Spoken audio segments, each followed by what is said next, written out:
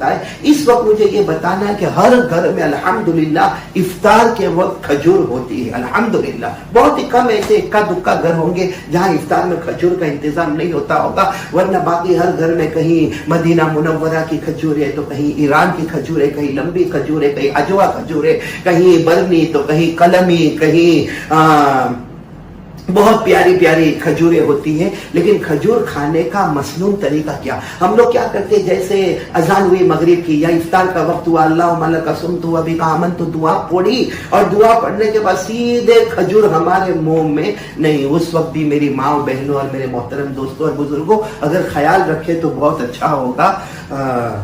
کھجور اگر کھانے کا کیا مسنون طریقہ ہوتا ہے، کھجور کھانے کا مسنون طریقہ کیا ہوتا ہے، وہ میں آپ کو بتانا چاہتا ہوں. اللہ تعالی ہم سب کو دیکھو ہر سنت پر عمل کرنا ہے، ہر سنت پر عمل کرنا، کیونکہ ہمارے نبی صلی اللہ علیہ وسلم سے محبت کا طریقہ یہی ہے. امام مالک رحمت اللہ علیہ نے فرمایا حضرت نوح کی کشتی میں جو بیٹھے، حضرت نوح علیہ السلام نے کشتی بنائی تھی، جو کشتی میں بیٹھے وہ بچ گئے اور جو کشتی سے باہر گئے وہ ڈوب گئے. جو کشتی میں بیٹھے وہ بچ گئے اور جو کشتی سے باہر گئے وہ ڈوب گئے.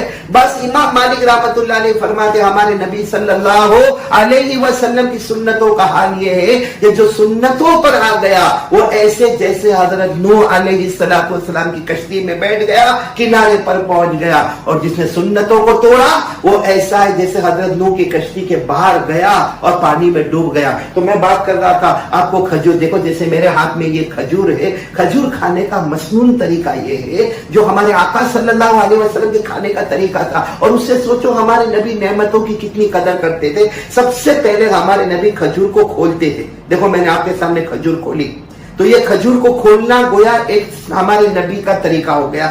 پھر اس کے بعد ہمارے نبی بیج کو نکالتے تھے، جیسے یہ بیج نکلا اور اس کو چوستے تھے. یہ ہمارے نبی کھجور کو چوستے تھے. تو کھجور کو بیج کو نکالنا اور چوسنا یہ دوسرا طریقہ ہو گیا.